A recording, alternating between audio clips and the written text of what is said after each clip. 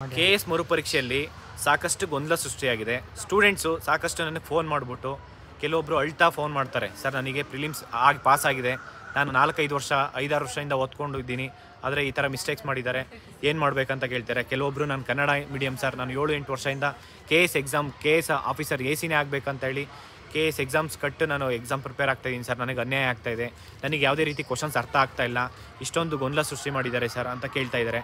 ನಾನು ಸ್ಟೂಡೆಂಟ್ಸು ಎರಡೂ ಕಡೆಯಿಂದನೂ ಸೂಸೈಡ್ ಮಾಡ್ಕೊತೀನಿ ಅಂತ ಹೇಳ್ತಾರೆ. ಆದರೆ ಸೂಸೈಡ್ ಮಾಡ್ಕೊಳೋದು ಇದು ನೀವು ನಿಜವಾಗ್ಲೂ ಈ ಥರ ಒಂದು ಕೆಟ್ಟ ಆಲೋಚನೆಗಳು ಸ್ಟೂಡೆಂಟ್ಸಲ್ಲಿ ಬರಬಾರ್ದು.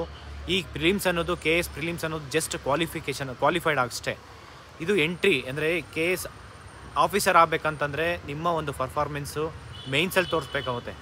ಆದರೆ ಫಸ್ಟ್ ಸ್ಟೆಪ್ಸು ಪ್ರಿಲಿಮ್ಸ್ ಹೌದು ಅಕ್ಸೆಪ್ಟ್ ಮಾಡ್ತೀವಿ, ಬಟ್ ಪ್ರಿಲಿಮ್ಸಲ್ಲಿ ಪಾಸ್ ಆದ್ರೇ ಮೇನ್ಸಿಗೆ. ಬಟ್ ಆದರೆ ನಾನು ಹೇಳ್ತಾ ಇರೋದು ಈ ಥರ ನೆಗೆಟಿವ್ ಆಲೋಚನೆಗಳು ಬೇಡ ಅಂತ ಹೇಳ್ತಾ ಇದ್ದೀವಿ. ಈ ಒಂದು KS ಆಸ್ಪಿರೆಂಟ್ಸ್ ಏನಾದರೂ ಈ ಥರ ಒಂದು ಕೆಟ್ಟ ಆಲೋಚನೆ ಮಾಡ್ತಿದ್ದಾರೆ ಅಂತ ಹೇಳೋದಕ್ಕೆ ನೇರ ಹೊಣೆ KPSC ಮತ್ತು ಸರ್ಕಾರ ಅಂತಲೇ ಹೇಳ್ಬೋದು. ಯಾಕೆಂದರೆ KPSC ಅವರು ಸರ್ಕಾರದ ಮಾತು ಕೇಳ್ತಾ ಇಲ್ಲ.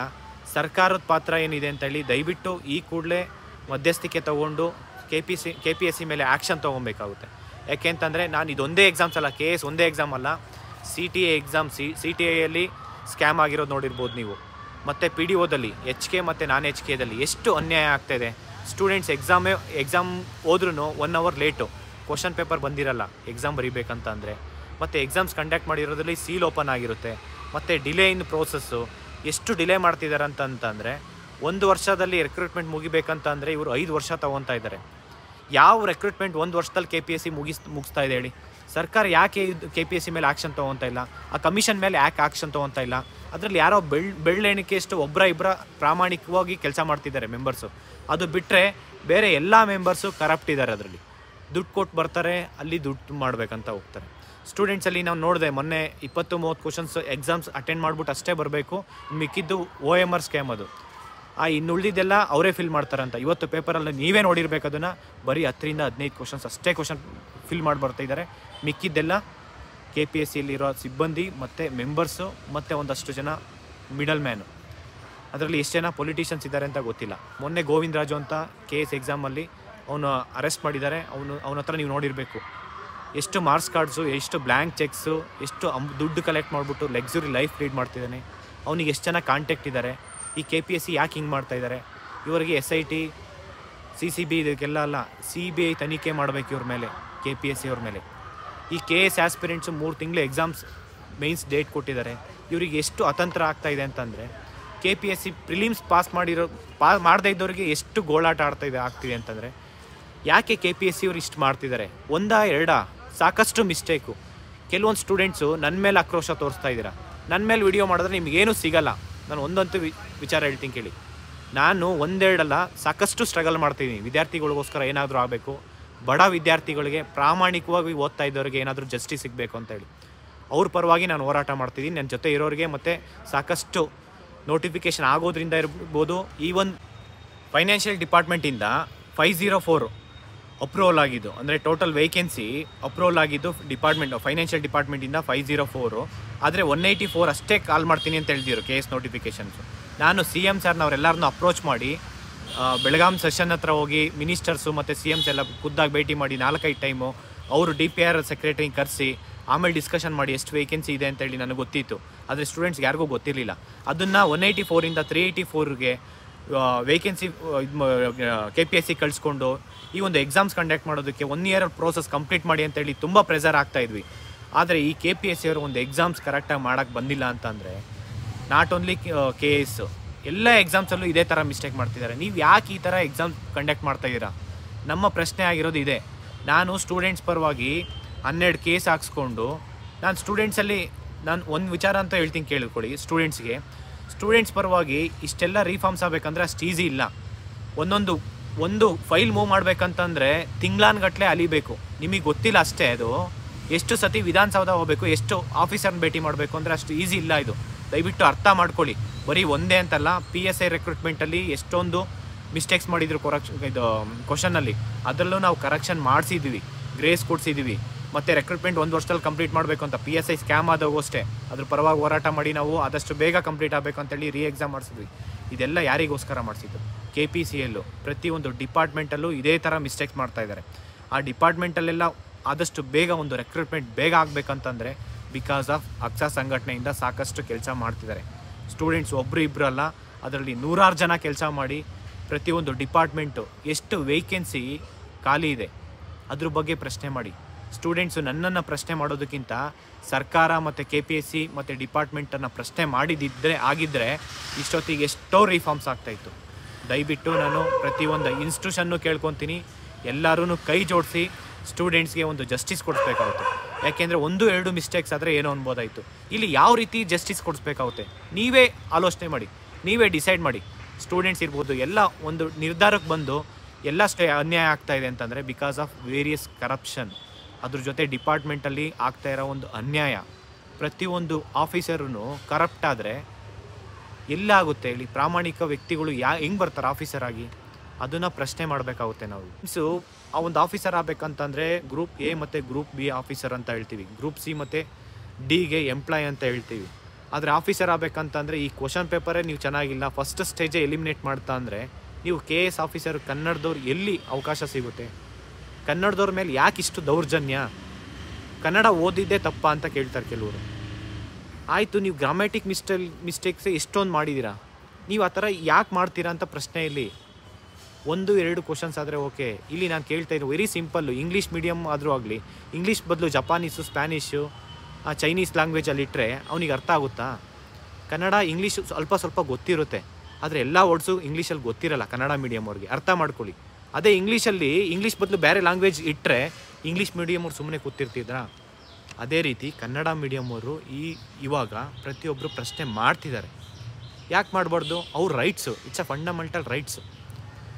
ರೈಟ್ ಟು ಸ್ಪೀಚ್ ಅನ್ನೋದು ಫಂಡಮೆಂಟಲ್ ರೈಟ್ಸ್. ಅರ್ಥ ಮಾಡ್ಕೊಳ್ಳಿ. ಯಾರು ಬೇಕಾದರೂ ಪ್ರಶ್ನೆ ಮಾಡ್ಬೋದು, ಯಾಕೆಂದರೆ ಅನ್ಯಾಯ ಆಗ್ತಾಯಿದೆ. ನಾವು ಯಾಕೆ ಸರ್ಕಾರ ಮತ್ತು KPSC ಪ್ರಶ್ನೆ ಮಾಡ್ತಾಯಿದ್ದೀವಿ ಅಂತಂದರೆ ಕೋರ್ಟು, ಜುಡಿಷಿಯರಿನೂ ಇದೆ, ಡ್ಯೂ ಪ್ರೋಸೆಸ್ ಆಫ್ ಲಾ ಎಲ್ಲರಿಗೂ ಗೊತ್ತಿದೆ. ಇಲ್ಲಿ ಕಾಂಪಿಟೇಟಿವ್ ಎಕ್ಸಾಮ್ಸ್ಗೆ ಓದೋನಿಗೆ ಪ್ರತಿಯೊಬ್ಬರು ಲಾ ತಿಳ್ಕೊಂಡಿರ್ತಾನೆ, ಪೊಲಿಟಿ ಅನ್ನೋದು ಓದ್ತಾ ಇರ್ತಾರೆ. ಆದರೆ ನಾವು ಲಾ ಪ್ರಕಾರ ಹೋದರೆ, ಜುಡಿಷರಿಗೆ ಹೋದರೆ ಇಲ್ಲಿ ಮಂತ್ಸ್ ಟುಗೆದರ್ ಅಲ್ಲ, ಇಯರ್ಸ್ ಟುಗೆದರ್ ತೊಗೊತಾರೆ. ಇಂಡಿಯಾದಲ್ಲಿ there are 5 crores pending case ಇದೆ. ಅರ್ಥ ಮಾಡಿಕೊಂಡು ಯೋಚನೆ ಮಾಡಬೇಕಾಗುತ್ತೆ. ನಾವು ಯಾಕೆ ಈ ಥರ ಸ್ಟೆಪ್ಸ್ ತೊಗೊತಿದ್ದೀವಿ, ಏನು ಮಾಡಬೇಕು? ಇಲ್ಲಿ ಎಲ್ಲರಿಗೂ ಜಸ್ಟಿಸ್ ಕೊಡಿಸ್ಬೇಕಾಗುತ್ತೆ, ಒಬ್ರಿಬ್ರಿಗಲ್ಲ. ಪ್ರತಿಯೊಬ್ಬ ಸ್ಟೂಡೆಂಟ್ಸ್ಗೂ ಜಸ್ಟಿಸ್ ಕೊಡಿಸ್ಬೇಕಾಗುತ್ತೆ. ಯಾರಿಗೂ ಅನ್ಯಾಯ ಆಗಬಾರ್ದು. ಇಂಗ್ಲೀಷ್ ಮೀಡಿಯಮ್ ಇರ್ಬೋದು, ಇಲ್ಲಿ ಪ್ರಿಲಿಮ್ಸ್ ಪಾಸ್ ಆಗಿರೋನು, ಫೇಲ್ ಆಗಿರೋನು ಇರ್ಬೋದು, ಎಲ್ಲರಿಗೂ ಅನ್ಯಾಯ ಆಗಿದೆ. ಯಾರಿಗೆ ಅನ್ಯಾಯ ಆಗಿಲ್ಲ ಹೇಳಿ? ಎಲ್ಲರಿಗೂ ಅನ್ಯಾಯ ಆಗಿದೆ. ದಯವಿಟ್ಟು KPSC ಮತ್ತು ಸರ್ಕಾರಕ್ಕೆ ಈ ಕೂಡಲೇ ಏನಾದರೂ ಒಂದು ನಿರ್ಧಾರಕ್ಕೆ ಬರಲೇಬೇಕಾಗುತ್ತೆ. 1-2 ಮಿಸ್ಟೇಕ್ಸ್ ಎಲ್ಲ ಬೇಕಾದ್ರೆ ನಾನು ನೋಡ್ತೀನಿ, ಎಕ್ಸಾಂಪಲ್ ತೋರಿಸ್ತೀನಿ. ನಾನು ಇದರಲ್ಲಿ 27 ಕ್ವಶನ್ಸು ರೈಟಿಂಗಲ್ಲಿ ಬರೆದಿದ್ದೀನಿ. ಅದರಲ್ಲಿ ಇದು ಬಿಟ್ಟು ಇದನ್ನು ಹೊರತುಪಡಿಸಿ ಏನಿಲ್ಲ ಅಂದರೆ ಒಂದು 7-8 ಕ್ವಶನ್ಸ್ ಅಂತೂ ಮೈನರ್ ಮಿಸ್ಟೇಕ್ಸ್ ಇದೆ, ಅದು ಕ್ಲಾರಿಟಿ ಇಲ್ಲ. ಅದನ್ನು ಕನ್ಫರ್ಮೇಷನ್ ತೊಗೊಂಡು ನಿಮಗೆ ಕೊಡ್ತೀನಿ ನಾನು. ಸುಮಾರು 30+ ಕ್ವಶನ್ಸು ಮಿಸ್ಟೇಕ್ಸ್ ಮಾಡಿದ್ದೀರ. ಅದು ಗ್ರಾಮ್ಯಾಟಿಕ್ ಒಂದು ವರ್ಡ್ ಆಗಿರ್ಬೋದು, ಒಂದು ಸೆಂಟೆನ್ಸ್ ಇರ್ಬೋದು, ಮಿಸ್ಟೇಕ್ಸ್ನ ಅಕ್ಸೆಪ್ಟ್ ಮಾಡಬೇಕಾಗುತ್ತೆ. ಏನು ಅರ್ಥ ಆಗದೆ ಇರೋನಿಗೆ ಏನಾಗಬೇಕು ಹೇಳಿ? 3 ಸೆಂಟೆನ್ಸ್ ಕೊಟ್ಟಿದ್ದಾರೆ ಅಂದರೆ ಅದರಲ್ಲಿ 1 ಸೆಂಟೆನ್ಸಲ್ಲಿ ಮಿಸ್ಟೇಕ್ ಆದರೂ ನೀನು 2 ಸೆಂಟೆನ್ಸಲ್ಲಿ ತೊಗೊಂಡು ಏನು ಮಾಡ್ತೀರಾ? ರಾಂಗ್ ಅಂದರೆ ರಾಂಗ್ ಅಷ್ಟೇ, ಮಿಕ್ಕಿದ್ದು ಹೋಗೋಕ್ಕಾಗಲ್ಲ. ಕ್ವಶನ್ಸ್ ಅಂದರೆ ಒಂದು ಸ್ಮಾಲ್ ಮಿಸ್ಟೇಕ್ ಆದರೂ ಮಿಸ್ಟೇಕ್. ಅದು ಯಾಕೆ ಮಿಸ್ಟೇಕ್ ಮಾಡಿದ್ದೀರಾ ನೋಡಿ, ಎಕ್ಸಾಂಪಲ್ ತೋರಿಸ್ತೀನಿ ನೋಡಿ ಬೇಕಾರೆ. ಕ್ವಶನ್ ನಂಬರ್ 1 ನೋಡಿ, ಇಲ್ಲಿ ಈಶಾನ್ಯ ಅಂತ ಬರಬೇಕಾಯಿತು, ಯಾಕೆ ಬಂದಿಲ್ಲ? ಇಲ್ಲಿ ಯಾಕೆ ನಾರ್ತ್ ಈಸ್ಟ್ ಅಂತ ಕೊಟ್ಟಿದ್ರೆ ಇಲ್ಲಿ ಈಶಾನ್ಯ ಭಾಗ ಅಂತ ಬರಬೇಕು, ರಾಜ್ಯಗಳು ಅಂತ ಬರಬೇಕಾಯಿತು, ಬಂದಿಲ್ಲ. ಓಕೆನಾ? ಇಲ್ಲಿ ನೋಡಿ ಸೆಂಟೆನ್ಸು ಏನಂತ, ಇದು PhD ಓದೋನು ಈ ಸೆಂಟೆನ್ಸ್ ಓದೋಕ್ಕಾಗಲ್ಲ. ಅಧ್ಯಾರೋಹಿಸಬಹುದು ಮತ್ತು ವಿಪರ್ಯ ಉಂಟಾಗುತ್ತಿಲ್ಲ ಅಂತಂದರೆ ಏನು ಅರ್ಥ? ಅದು ಮೀನಿಂಗ್ ಅರ್ಥ ಮಾಡ್ಕೊಡಿ. ಇದರಲ್ಲೇ ನೋಡಿ, ಒಂದೇ ಕ್ವಶನಲ್ಲಿ 2 ಸೆಂಟೆನ್ಸಲ್ಲಿ ಮಿಸ್ಟೇಕ್ ಮಾಡಿದ್ದೀರ. ಜಂಟಿ ಉಪವೇಶನ ಅಂದರೆ ಇಲ್ಲಿ ಜಂಟಿ ಅಧಿವೇಶನ ಬರಬೇಕಾಯಿತು. ಯಾವುದಿದು ನಾನ್ಸೆನ್ಸ್ ಕ್ವಶನ್ಸು. ಇಲ್ಲಿ ನೋಡಿ, ವಿಧೇಯಕವು, ಇದು ಏನು ಅರ್ಥ ಏನು ಮಾಡ್ಕೊಬೇಕಂತ ಗೊತ್ತಾಗ್ತಾ ಇಲ್ಲ. ನೀವು ಅರ್ಥ ಮಾಡ್ಕೊಂಡು ನೋಡಿ, ಇಲ್ಲಿ ಎ ಬಿಲ್ ಲ್ಯಾಬ್ಸ್ ವೆನ್, ನೋಡಿ ಏನಿದು? ಈಗ ಡಿಕ್ಷ್ನರಿಯಲ್ಲೂ ಸಿಗಲ್ಲ ನಿಮ್ಮ ಮೀನಿಂಗ್ಸ್ಗೆ. ಎಲ್ಲಿಂದ ತೊಗೊಂಡ್ರೆ ಗೊತ್ತಾಗಲ್ಲ. ಗೂಗಲ್ ಟ್ರಾನ್ಸ್ಲೇಟ್ ಮಾಡಿದರೆ ಅರ್ಥ ಮಾಡ್ಕೊತೀವಿ, ಎಲ್ಲ ಕ್ವಶನ್ಸು ಹಂಗೆ ಇದೆ. ಬಟ್ ಆದರೆ ನೀವು 100 ಸತಿ ಚೆಕ್ ಮಾಡಬೇಕಾಯ್ತು. ನಿಮ್ಮಿಂದ ಆಗ್ತಾ ಇಲ್ವಾ? ಬೇರೆಯವ್ರಿಗೆ ಕೊಡಿ. ನಮ್ಮ ಕರ್ನಾಟಕದಲ್ಲಿ ತುಂಬ ಜನ ಜ್ಞಾನಪೀಠ ಪ್ರಶಸ್ತಿ ತೊಗೊಂಡಿರೋರು ಇದ್ದಾರೆ, ಮತ್ತು PhD ಹೋಲ್ಡರ್ಸ್ ಇದ್ದಾರೆ, ಸಾಹಿತಿಗಳಿದ್ದಾರೆ. ಇವ್ರನ್ನೆಲ್ಲ ಕರೆಸ್ಬಿಟ್ಟು ಕ್ವಶನ್ಸು ಕರೆಕ್ಟಾಗಿ 1-2 ಸತಿ ಕ್ರಾಸ್ ಚೆಕ್ ಮಾಡಬೇಕಾಯ್ತು. ನೀವೆಲ್ಲರಿಗೂ ಒಬ್ರಿಗೆ ಕೊಡೋದಲ್ಲ, ಒಂದು 10 ಅಲ್ಲ 20 ಜನ ಕರೆಸಿದ್ರು ನೀವು ಇಷ್ಟೆಲ್ಲ ದುಡ್ಡು ವೇಸ್ಟ್ ಮಾಡ್ತಾ ಇದ್ದೀರಾ ಅಂತಂದರೆ ರೀ ಎಕ್ಸಾಮು ಇಷ್ಟೆಲ್ಲ ವೇಸ್ಟ್ ಮಾಡೋದು ಬದಲು ದಯವಿಟ್ಟು ನೀವು ಯಾರನ್ನ ಒಂದು ತಜ್ಞರ ತೊಗೊಂಬಂದು ಅವ್ರ ಹತ್ರ ಕ್ರಾಸ್ ಚೆಕ್ ಮಾಡಿಸಿ ಅಟ್ಲೀಸ್ಟು. ಇಲ್ಲ ಒಬ್ಬೊಬ್ರಿಗೆ 5 ಕ್ವಶನ್ಸ್ ಕೊಟ್ಟು ನಿಮಗೇನು ಅಷ್ಟು ಡೌಟ್ಸ್ ಇತ್ತಂದರೆ ಒಂದು 20 ಜನನ ಕರೆಸಿಯಪ್ಪ, 20 ಜನ ಕೊಟ್ಟು ಕರೆಸಿ 5 ಕ್ವಶನ್ಸು ಇಲ್ಲ 10 ಕ್ವಶನ್ಸ್ ಒಬ್ಬೊಬ್ರಿಗೆ ಕೊಟ್ಟಿದ್ರು 200 ಕ್ವಶನ್ಸ್ ಆಗ್ಬಿಡ್ತಿತ್ತು. ಬಟ್ ಅವ್ರಿಗೆ 50 ಕ್ವಶನ್ಸ್ ಕೊಟ್ಟಿದ್ರು, ಅದರಲ್ಲಿ ನೀವು 5 ಕ್ವಶನ್ಸ್ ಎತ್ಕೊಂಡಿದ್ರು ಚೆನ್ನಾಗಿರ್ತಿತ್ತು. ನೀವು ಯಾವಾಗೋ ನೀವು ಕ್ವಶನ್ ಪೇಪರ್ ತೆಗೆದು ಹಿಂಗೆಲ್ಲ ಮಿಸ್ಟೇಕ್ಸ್ ಮಾಡಿ 1-2 ನೋಡಿ 4ನೇ ಕ್ವಶನ್ಸು ಏನಿದೆ ಅರ್ಥ ಹೇಳಿ. ಜುಡಿಷಿಯಲ್ ರಿವ್ಯೂ ಅಂತ ಇದೆ ಇಲ್ಲಿ, ಭಾರತದಲ್ಲಿ ನಾಯಕ. ಕನ್ನಡದಲ್ಲಿ ಪಾಪ ಇಂಗ್ಲೀಷಲ್ಲಿ ಓದಿಲ್ಲ ಅಂತಂದರೆ ಪಾಪ ಅವ್ನು ಇಂಗ್ಲೀಷ್ ಬರಲ್ಲ ಅಂತಂದರೆ ನೋಡಿ ಅರ್ಥ ಮಾಡ್ಕೊತೀವಿ. ಮೇನ್ಸಲ್ಲಿ ಒಂದು ಪೇಪರ್ ಇದೆ ಇಂಗ್ಲೀಷ್ ಬರಬೇಕಂತೇಳಿ, ಬಟ್ ಆದರೆ ಟೆಕ್ನಿಕಲ್ ವರ್ಡಲ್ಲಿ ಇಂಗ್ಲೀಷ್ ಪಾಸ್ ಆಗಬೇಕು ಅಂತ ಏನು ಮೇನ್ಸಲ್ಲಿ ಬರ್ದಿಲ್ಲ. ನೀವು ಅರ್ಥ ಆಗ್ತಿದೆಯಲ್ಲ? ಏನಾದರೂ ಟೆಕ್ನಿಕಲ್ ವರ್ಡು ಇಲ್ಲ ಜನರಲ್ ನಾಲೆಡ್ಜ್ ಇರಬೇಕು, ಇಲ್ಲ ಪರ್ಟಿಕ್ಯುಲರ್ ಪೊಲಿಟಿ ಓದಿರಬೇಕು, ಎಕನಾಮಿ ಓದಿರಬೇಕು, ಕಂಪಲ್ಸರಿ ಇಂಗ್ಲೀಷ್ ಪಾಸ್ ಮಾಡಬೇಕಂತ ಏನಾದರೂ ಮೆನ್ಷನ್ ಮಾಡಿದ್ದೀರಾ ಮೇನ್ಸಲ್ಲಿ? ಇಲ್ಲ ನಿಮಗೆ ಕನ್ನಡ ಕಂಪಲ್ಸರಿ ಇಂಗ್ಲೀಷ್ ಬರಲೇಬೇಕು, ಪ್ರಿಲಿಮ್ಸ್ ಅಟೆಂಡ್ ಮಾಡಬೇಕಂತ ಏನಾದರೂ ಮೆನ್ಷನ್ ಮಾಡಿದ್ದೀರಾ? ಅದನ್ನಾದರೂ ಹೇಳ್ಬಿಡಿ.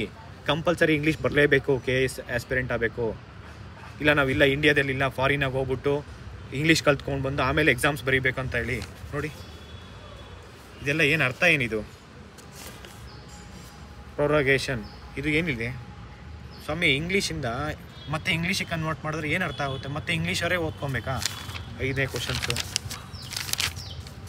6ನೇ ಕ್ವಶನ್ ಇಲ್ಲಿ ನೋಡಿ, ರಫ್ತನ್ನು. ಇಲ್ಲಿ ಆಮದು ಆಗಬೇಕಾಯ್ತು, ಇಲ್ಲಿ ರಫ್ತನ್ನು. ಅದು ಕನ್ನಡದಲ್ಲಿ ನೋಡಿ, ಅದಕ್ಕೂ ಇದಕ್ಕೂ ಮೀನಿಂಗ್ ಬೇಡವಾ?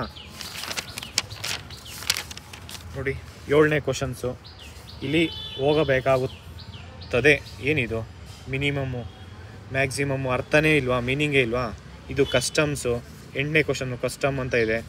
ಇದು ವ್ಯವಸ್ಥೆ ಅಂತ ಬರಬೇಕಾಯ್ತು, ಇದು ಪದ್ಧತಿ ಅಂತ ಮಾಡಿದ್ದೀರಾ. ಇದೇನೆಲ್ಲ ಇದು ಸೆಂಟೆನ್ಸ್ ಫಾರ್ಮೇಷನ್ ಇದೆಯಾ? ದಯವಿಟ್ಟು ಅರ್ಥ ಮಾಡ್ಕೊಳ್ಳಿ. ಯಾಕೆ ಹಿಂಗೆ ಮಾಡ್ತಾಯಿದ್ದೀರಾ ಅಂತ ಗೊತ್ತಾಗ್ತಿಲ್ಲ. ನೀವೇನು ಅಂದ್ಕೊಂಡಿದ್ದೀರಾ? ಯಾರು ಕೇಳಲ್ಲ, ಯಾರು ಪ್ರಶ್ನೆ ಮಾಡಲ್ಲ. ಏನು KPSC ಹೇಳಿದ್ದೆ ಆಟ ಆಡಿದ್ದೆ ಆಟ ಅಂತನಾ? ನೋಡಿ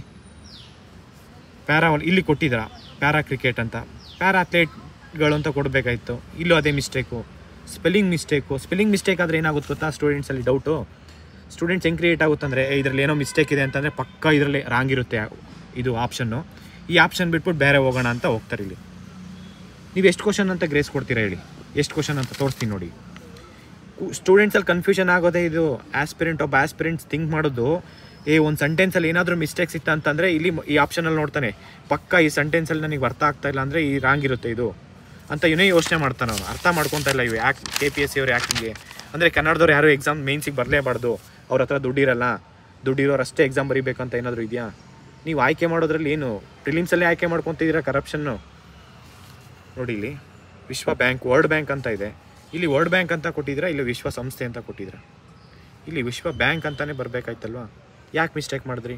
ನೋಡಿ ಈ ಸೆಂಟೆನ್ಸ್ ಈ ತಪ್ಪಾಯ್ತು ಅಂದಿದ ತಕ್ಷಣ ಇಲ್ಲೇನು ಹೋಗ್ತೀವಿ, D ಯಾವುದೂ ಸರಿ ಇಲ್ಲ ಬಿಡಪ್ಪ, ಇದೇ ಕರೆಕ್ಟು ಅಂತ ನಾವು ಆಪ್ಷನ್ ಥಿಂಕ್ ಮಾಡ್ತೀವಿ. ಅದರಲ್ಲಿ ಆಪ್ಷನ್ ಇದು ಆನ್ಸರ್ ಬಿಟ್ಟು 3ಕ್ಕೆ ಹೋಗಿರುತ್ತೆ, ಬೇರೆ ಆನ್ಸರ್ ಇರುತ್ತೆ. ಏನು ಅನ್ಕೊಬೇಕು ನೋಡಿ.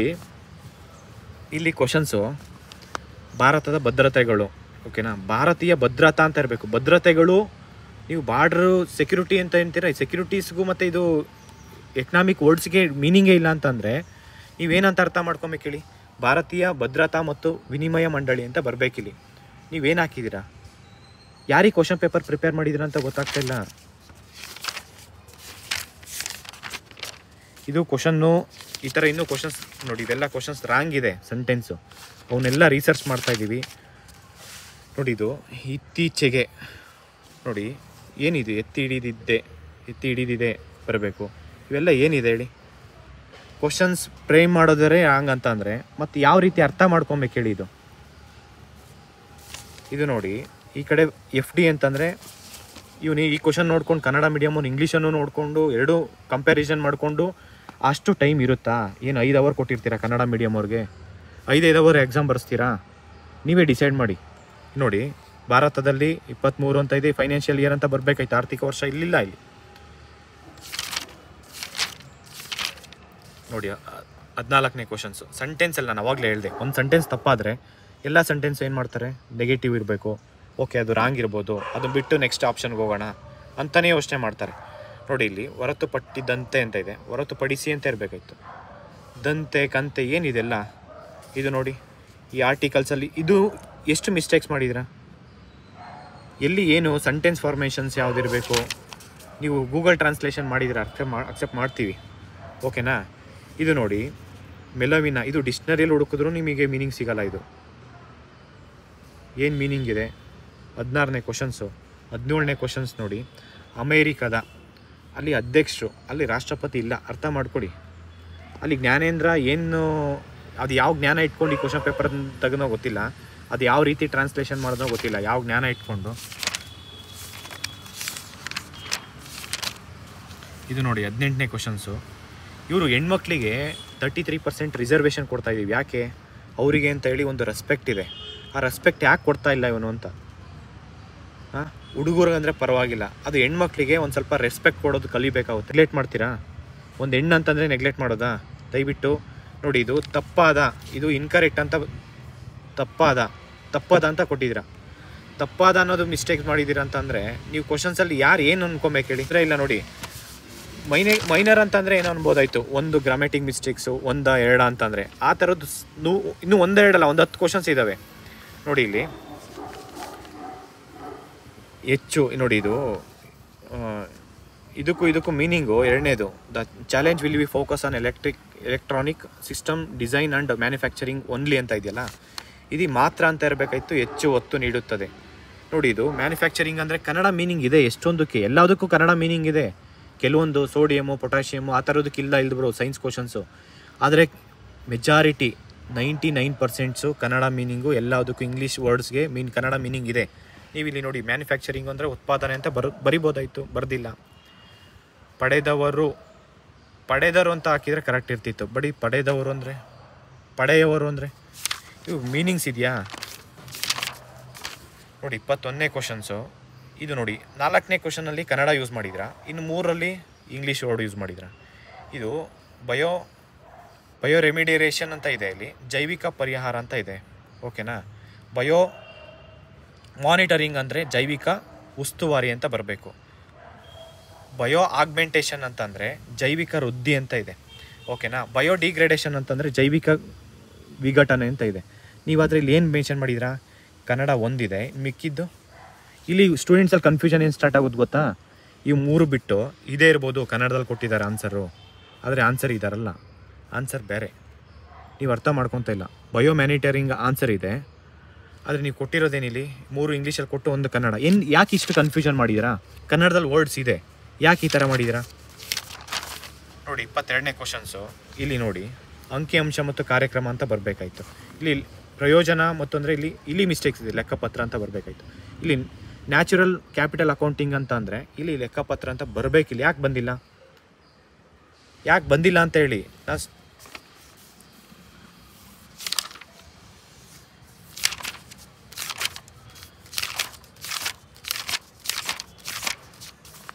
ಇದು ನೋಡಿ, ಈ ಕ್ವಶನ್ಸ್ ನೋಡಿ, ಇಲ್ಲಿ ಸೆಂಟೆನ್ಸ್ ಇದೆಯಾ? ಈ ಸೆಂಟೆನ್ಸ್ ಫಾರ್ಮೇಷನ್ ಆಗಿದೆಯಲ್ಲ, ಇದು ಮೀನಿಂಗೇ ಬೇರೆ ಬರುತ್ತೆ, ಇಲ್ಲಿ ಬೇರೆಯೇ ಇದೆ. ಕನ್ನಡ ಮೀಡಿಯಮ್ಗೆ ಏನು ಅಂದ್ಕೊಂಡಿದ್ದೀರ ಹೇಳಿ? 24 ನೋಡಿ, ಇದು ಡಿಸ್ಪರ್ಷನ್ ಅಂತ ಇದೆ, ಇಲ್ಲಿ ಪ್ರಕರಣ ಏನೋ ಪ್ರಸರಣ ಅಂತ ಇರಬೇಕಿತ್ತು, ಆದರೆ ಪ್ರಕರಣ ಅಂತ ಇದೆ ಅಲ್ಲ. ನೀವೇ ಮೀನಿಂಗೇ ಡಿಫ್ರೆಂಟ್ ಇತ್ತು ಅಂತಂದರೆ ಎಕ್ಸಾಮ್ಸ್ ಹೆಂಗೆ ಬರೀಬೇಕು ಸ್ವಾಮಿ? ಕ್ವಶನ್ಸೇ ರಾಂಗ್ ಇತ್ತಂತಂದರೆ 1-2 ನೋಡಿ.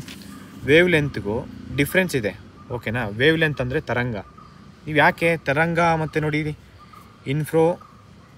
ಇನ್ಫ್ರೋರೆಡ್ ಅಂತಂದರೆ ಅವಾಗೆಂಪು ಅಂತ ಇದೆ. ಇಲ್ಲಿ ನೀವೇನಿಲ್ಲಿ ಅಧ್ಯಯನಗೂ ಅಧ್ಯಯನಕ್ಕೂ ಡಿಫ್ರೆನ್ಸ್ ಇರುತ್ತೆ. ಇಷ್ಟ ಬಂದಂಗೆ ಯೂಸ್ ಮಾಡಿರ್ತೀರ. ಈ ಕ್ವಶನ್ಸಲ್ಲೂ ಮಿಸ್ಟೇಕ್ ಇದೆ ಸಾಕಷ್ಟು. ಏನು ಗೊತ್ತಾ, ನಾನು ಇಲ್ಲಿ ಒಂದು 7-8 ಕ್ವಶನ್ಸು ಆಲ್ರೆಡಿ ಗ್ರೇಸ್ ಇದೆ. ಯಾಕೆಂದರೆ ಬರೀ ಇಂಗ್ಲೀಷ್ ಮೀಡಿಯಮಲ್ಲಿ ಓದಿದ್ರೂ ಒಂದು 7-8 ಕ್ವಶನ್ಸ್ ಆಲ್ರೆಡಿ ಗ್ರೇಸ್ ಕೊಡ್ಬೇಕು ನೀವು. ಅದು ಬಿಟ್ಟು ಇಷ್ಟು ಕ್ವಶನ್ಸ್ ಕನ್ನಡದಲ್ಲಿ ರಾಂಗ್ ಮಾಡಿದ್ದೀರ.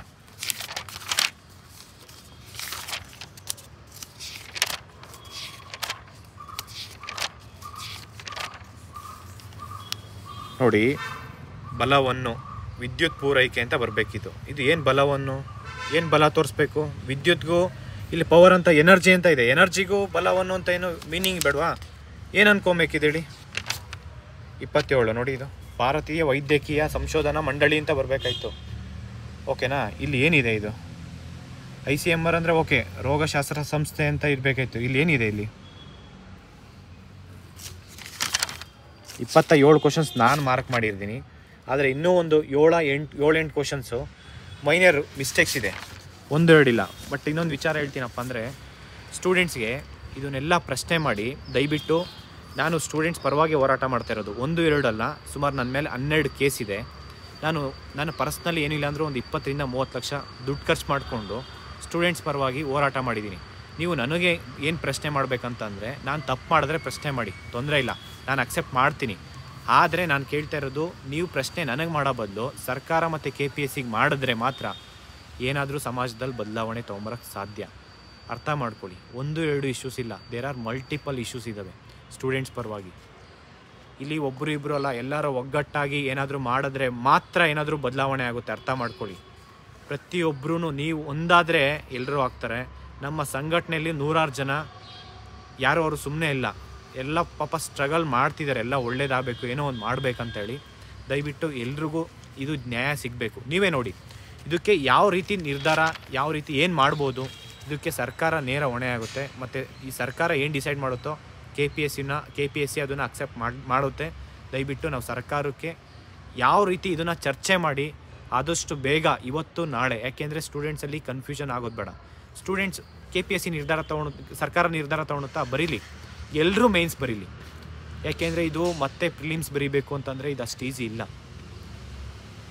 ಯಾಕೆಂದರೆ ಒಬ್ಬೊಬ್ಬರು 5,000 ಜನ 5,000 10,000 ದುಡ್ಡು ಖರ್ಚು ಮಾಡಿದ್ದಾರೆ. ಆಲ್ರೆಡಿ 10,000 ದುಡ್ಡು ಖರ್ಚು ಮಾಡಿರ್ತಾರೆ ಒಬ್ಬೊಬ್ರು ಎಕ್ಸಾಮ್ ಬರೀಬೇಕಂತಂದರೆ.